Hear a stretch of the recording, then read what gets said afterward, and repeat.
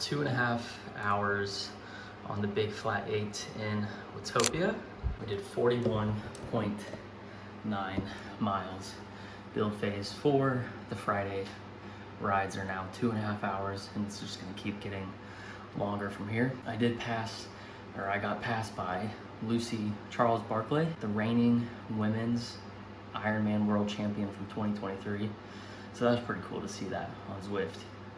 They are actually riding and training with the top world athletes.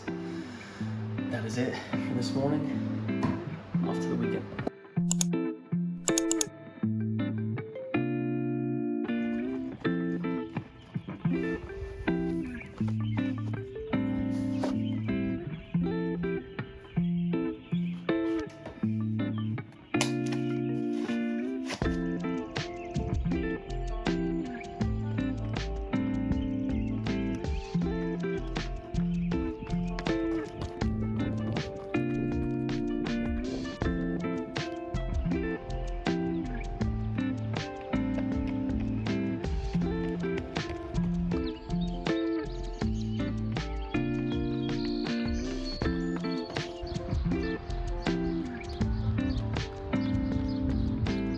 Did 3.53 mile run to downtown, and then did 8.2 miles with a friend of mine to finish up this week's workout. So that was 11 point something miles, around a 7:57, and then around a 7:11 or so minute per mile pace. That is it for this week, the first week of build phase 4. So let's go over this week's numbers. We ran for 3.5 hours for 25.99 miles.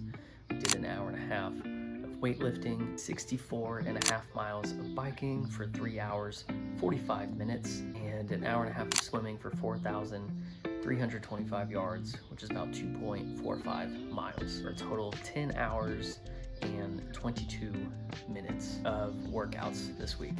I know we're 8 minutes shy of supposed to be at the 10.5 hour for the entire week, but 8 minutes, who cares? I'll get it next week.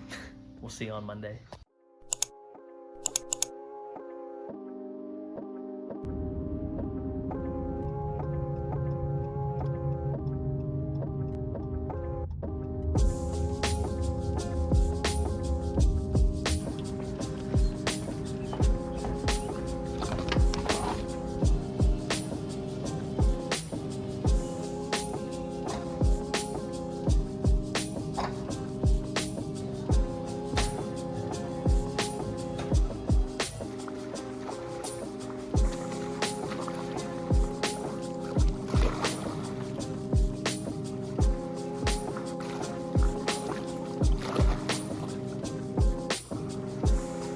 Good morning, welcome to week 2 of build phase 4. We did 45 minutes of weightlifting, upper body chest press, abs, dips, flies, and 45 minutes of swimming for 2,225 yards. I'm starting to get really bored of swimming, so I think I might change the training plan a little bit to bring swimming down and build more time in either running or biking, or even weightlifting, because I feel like I'm just swimming too much, honestly. If you beg to differ, if you've done an Ironman before, let me know in the comments. Maybe that means I should just keep doing what I'm doing. It's day 108 of Ironman training.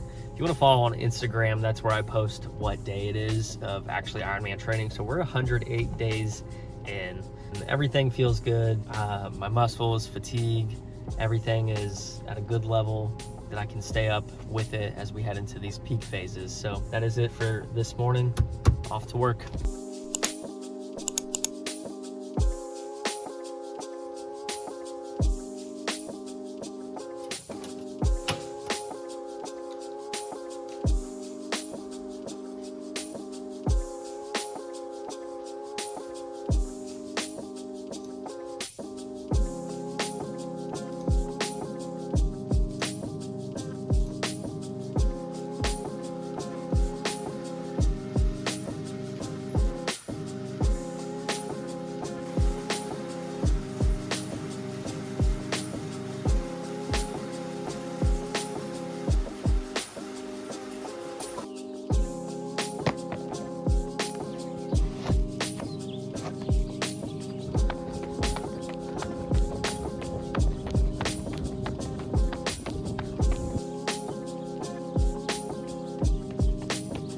hour 15, 20.36 on Zwift this morning.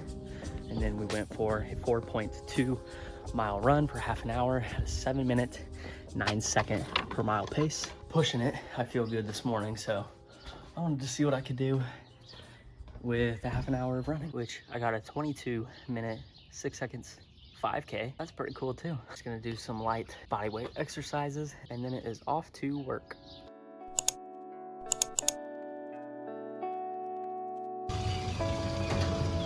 If you lack courage, you will never act on the things that you want to accomplish in your life, the things you're curious about, the things that you want to do with your life. Things worthwhile are meant to be hard. Running, lifting, working out is hard. You want it to be hard, because without the pain, there'd be no reward with any of this. And it's not enough always to just listen to your body and see how you feel, because our minds and our bodies are deceitful, and they can cause us to not push past that pain to get to that reward.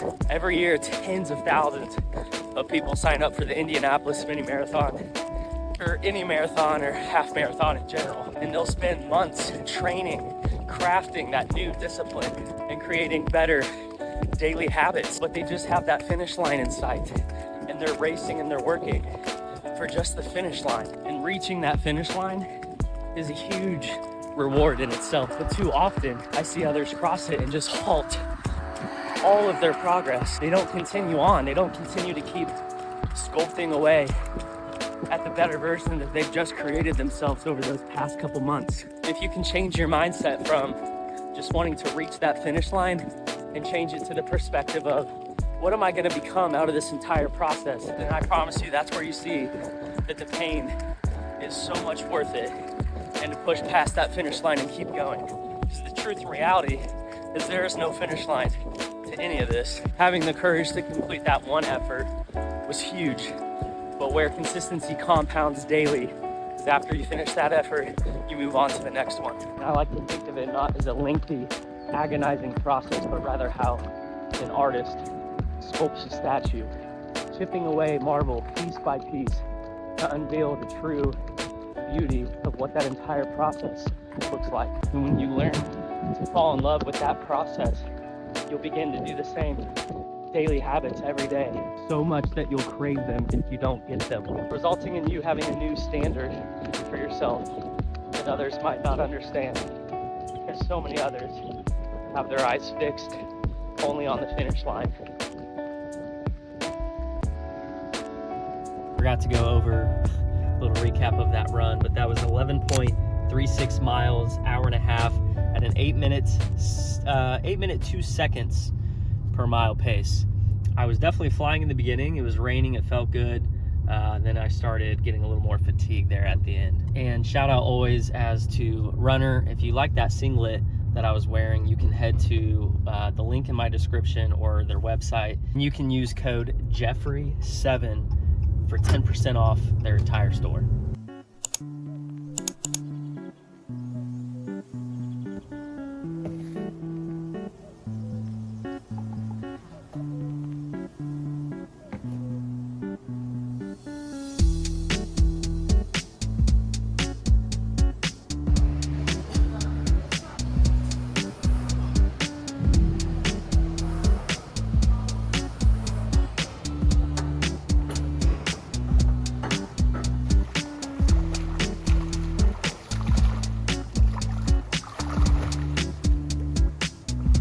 Good morning, day 111 of Ironman prep.